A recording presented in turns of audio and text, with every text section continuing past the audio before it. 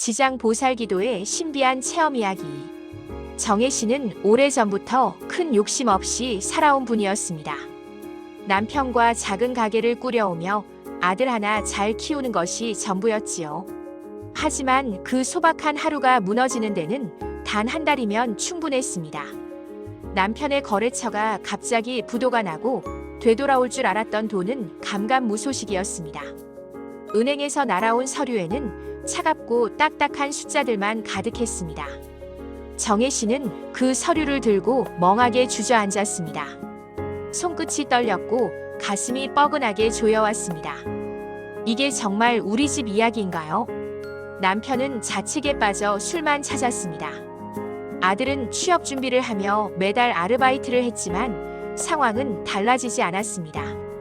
가계부에는 마이너스 표시가 끝없이 늘어났고 정혜 씨의 마음은 한 줄씩 무너져 내렸습니다. 밤마다 잠들기 전 그녀는 천장을 바라보며 말할 곳도 없는 절망을 삼켰습니다. 눈물은 말라버린 줄 알았는데 베개는 항상 축축하게 젖어 있었습니다. 그런 어느 날 오랜 지인이 전화를 걸었습니다. 목소리는 조심스러웠지만 어딘가 확신에 차 있었지요.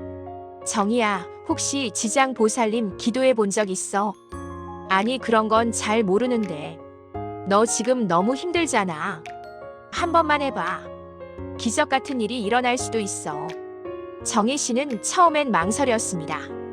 신앙심이 깊은 사람도 아니었고 기도로 현실이 바뀐다는 말을 쉽게 믿을 수는 없었습니다.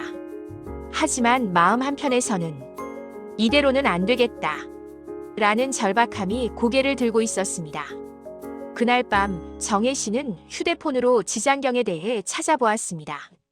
지장보살은 고통받는 중생을 돕고 업장을 소멸하며 절망 속에 있는 사람을 구제한다고 적혀 있었습니다. 정말 이런 힘이 있는 걸까?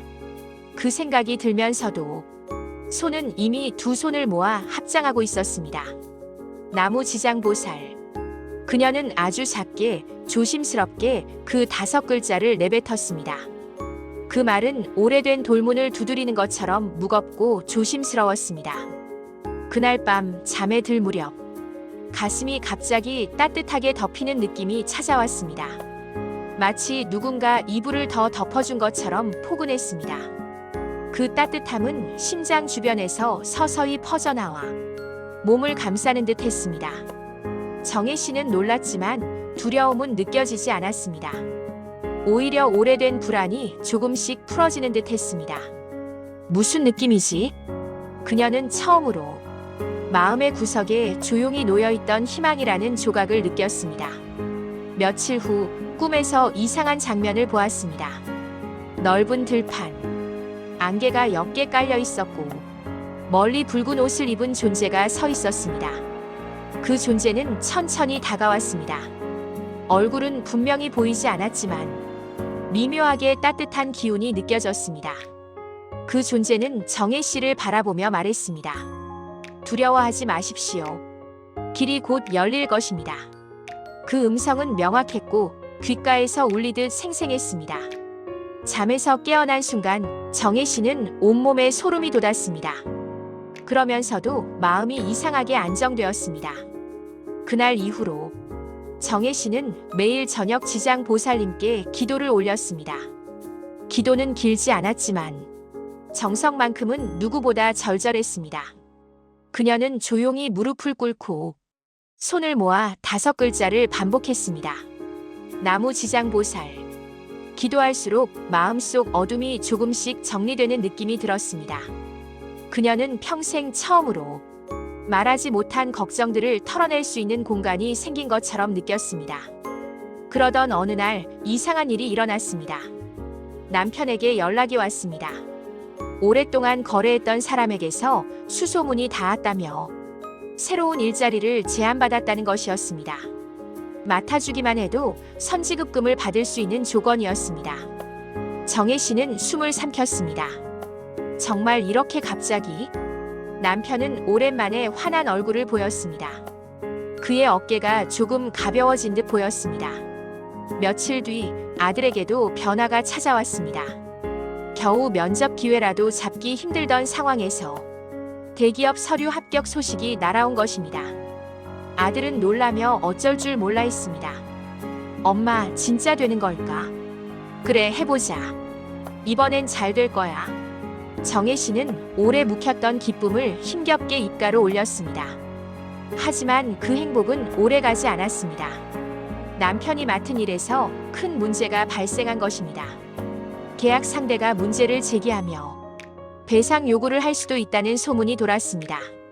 정혜 씨는 그 소식을 듣는 순간 다리가 힘없이 풀렸습니다. 손에 들고 있던 커피가 바닥에 떨어졌고 갈라진 컵 사이로 검은 액체가 퍼져나갔습니다. 그녀는 주저앉은 채 손으로 얼굴을 감쌌습니다. 제발 이제 그만. 눈물은 멈추지 않았습니다. 온몸이 떨렸고 숨을 들이마시는 것조차 고통스러웠습니다. 밤이 되자 정혜 씨는 지장 보살님 앞에 다시 앉았습니다.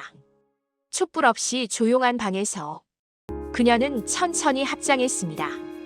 입술이 떨려서 말이 잘 나오지 않았습니다. 하지만 마음을 다해 기도했습니다. 지장 보살님, 부디 이번 한 번만 제 가족을 도와주세요.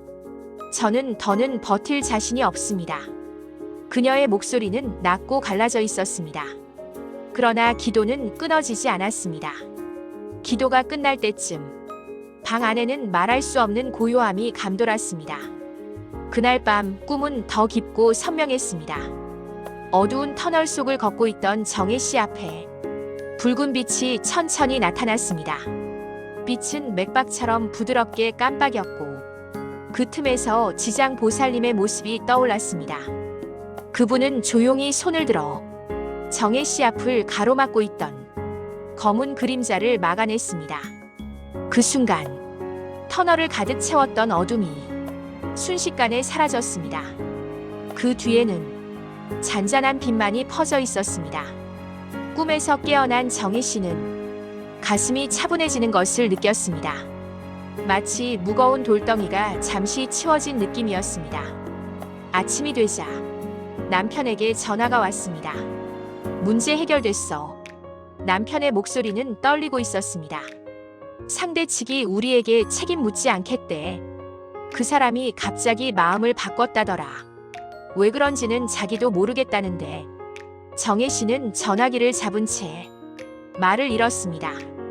귀가 뜨겁게 달아오르고 심장은 빠르게 뛰었습니다. 그녀는 조용히 속삭였습니다. 지장 보살님, 정말 감사합니다.